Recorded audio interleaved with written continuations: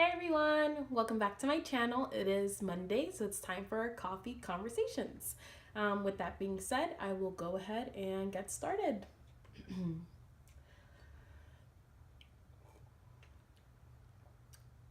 Good.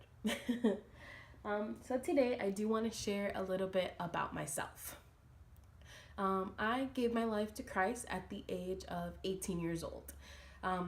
I'm not going to go into my life story, but I've been through my share of difficulties, and I know what it's like to feel hopeless. And today I do want to talk about the correlation between faith and hope. I used to hate the word hope. I used to resent being hopeful. And I think it's because I didn't understand why I had to go through what I went through. But now, as I'm sharing my story with all of you, I can see that it's because you guys had to see that I survived. And I didn't survive by me being me, I survived by the grace of God. And I feel like that's important, so we should keep that in mind as I'm speaking. And a few weeks ago at the spoken word meeting at my church, my leader asked us to think about the lowest point in our life and then to think about like the highest point in my life. And then the lowest point in my life has been something that I've been thinking about lately because I had no hope in that place. I was just someone who was addicted to doing drugs, and if it wasn't for me almost losing my life, I would probably be a drug addict somewhere or I'd be dead. And I think about all of the people out there who have no hope, and when I think about that, it reminds me of my like a little faith crisis I had not too long ago. And it's like, why does this happen? Why are we like this? And someone who's like a second mom to me has really been talking about faith and just looking up things about faith, and she brought up Hebrews 11:1. And Hebrews 11:1 says, faith is a substance of things hoped for, the evidence of things not seen. And she broke down a verse in a way that blew my mind, and I hope it blows your mind today because it is good stuff. Basically, it calls faith a substance, and substance is something that is tangible, like a real life matter. So when you plug that into the verse, it says, faith is a tangible, real life matter of things hoped for, the evidence of things not seen. So you break down like the word evidence, for example. Some synonyms are reveal, affirm, things like that. And it is something, it's like facts representing something being true or valid.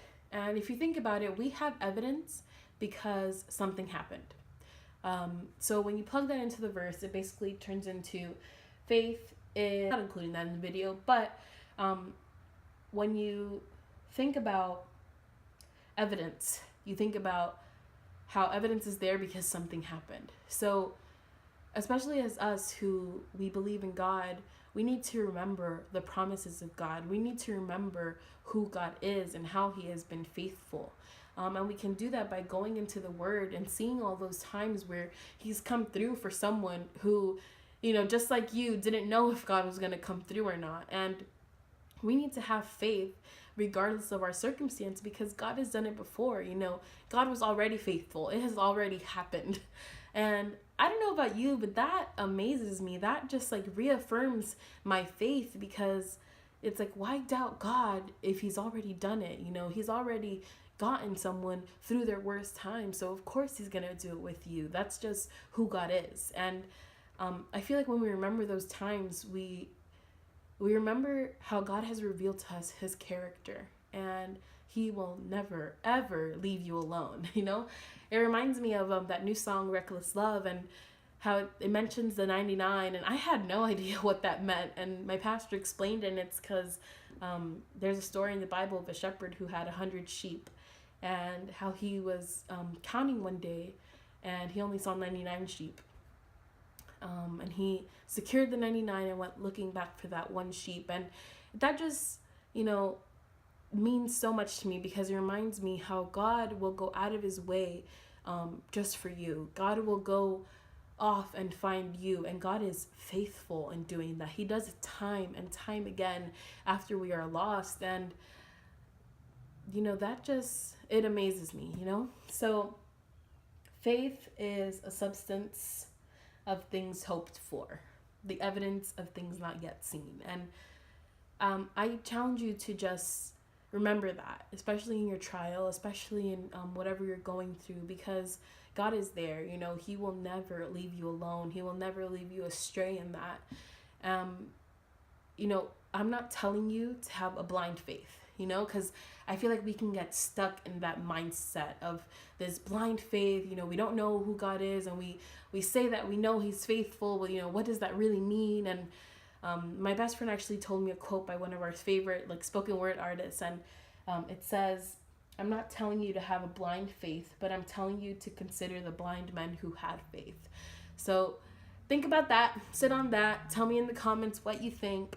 And I just challenge you guys to hold on to that hope and hold on to that faith, because you are not alone. You know, God has already done it. It's already done. You have the evidence. Now you have to act on it. You have to make the choice to grow in your faith and to hold on to those promises and to remember who God is and to just move forward. So I hope you enjoy.